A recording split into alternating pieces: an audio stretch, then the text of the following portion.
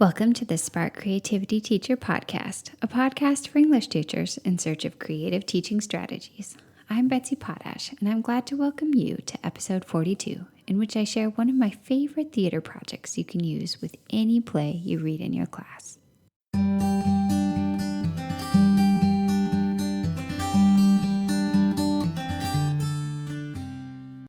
I'm going to go out on a limb and say a performance project is the most engaging way to finish a theater unit. Plays were created to be performed.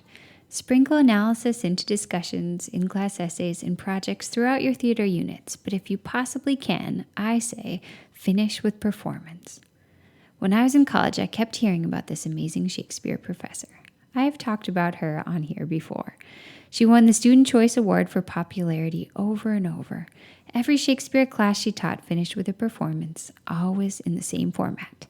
She would divide the students into groups, give each group an act to perform, and say, "Good luck." At the end of a semester's worth of Shakespeare classes, each group, having rehearsed independently all term, would perform.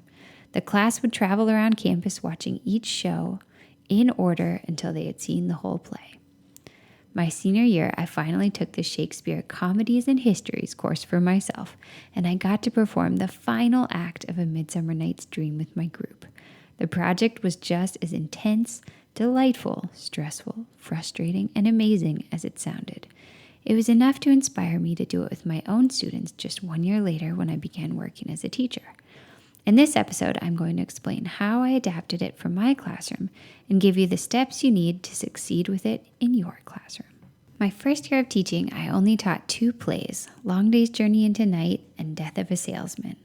One was for my Honors American Lit class and the other was to my regular American Lit class. I decided to try the progressive performance project with both, and it went just as I hoped with both. Because I tried it with 2 different plays, 4 different sections, and 2 different levels that year, I feel pretty confident in saying you can make this project work for you. Let me walk you through the steps of setting up this project. Start with your own preparation. Doing the entire play was great for a semester-long project in college, but for my purposes, I just wanted to get through the main action of the play by choosing important scenes. So I scanned through each play and chose the few key moments that, when performed in order, would bring out the main story of the play. When you're looking, try to choose short enough scenes that they will all be able to be performed in one class period. You'll be happy later. I created a handout explaining the project and assigning students to groups. I did not assign which group would get which scene. Next up, introduce the project to your students. When I passed out the project handout, I let students get into their groups and look through the play for the different scenes I had chosen, then race to the board to put their names next to the scenes they wanted. I have to say, I was pretty impressed by their speed.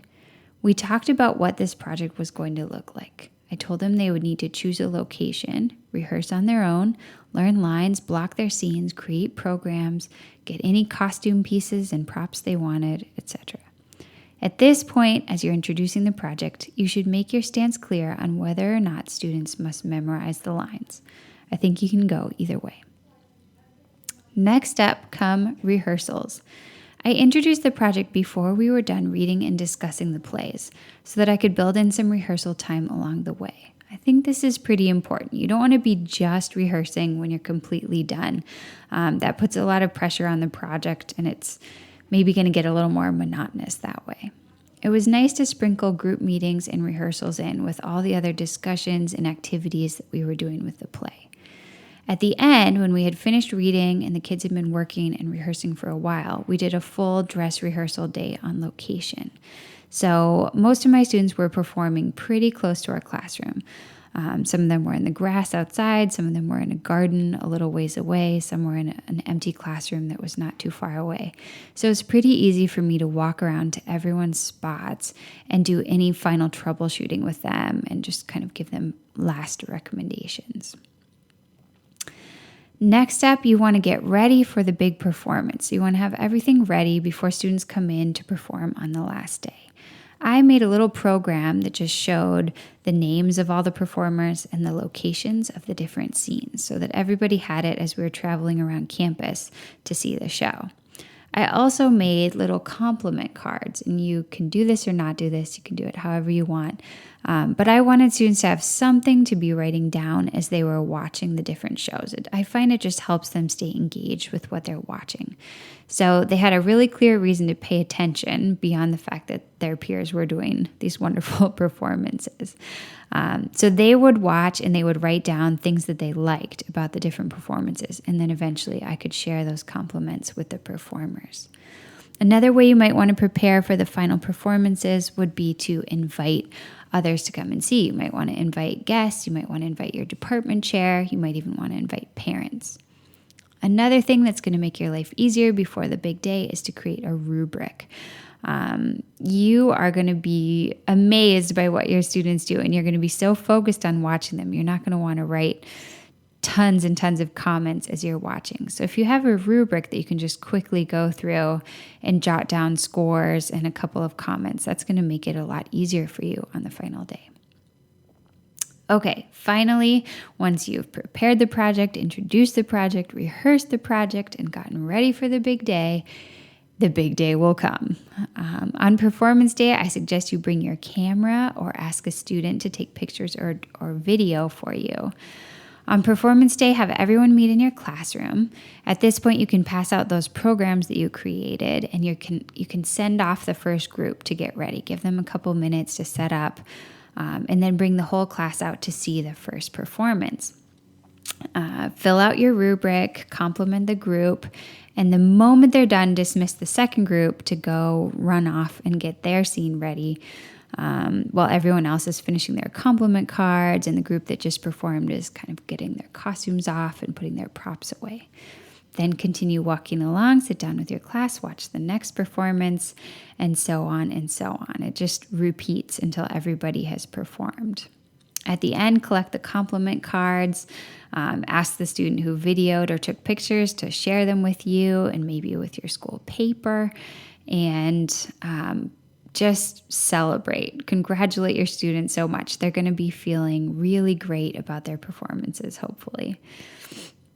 I hope you enjoy this project. It really is pretty simple. It takes some effort to put together the project handouts and get students excited about it, but I have found it to be a really fun and successful project with various groups and various plays, so I think that you're really going to love it. Thanks for tuning in. If you'd like to check out the show notes for a complete write-up of this show, head to www.nowsparkcreativity.com and click on the podcast tab at the top of the page. While you're there, check out the popular blog posts along the sidebar. Chances are, if you enjoy this show, you'll find a lot more you're interested in on my website.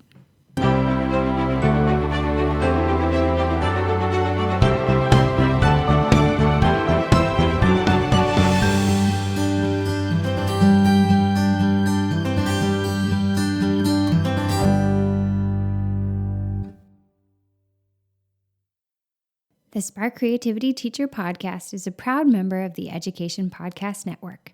The Education Podcast Network, podcasts for educators, podcasts by educators. For more podcast recommendations, visit edupodcastnetwork.com.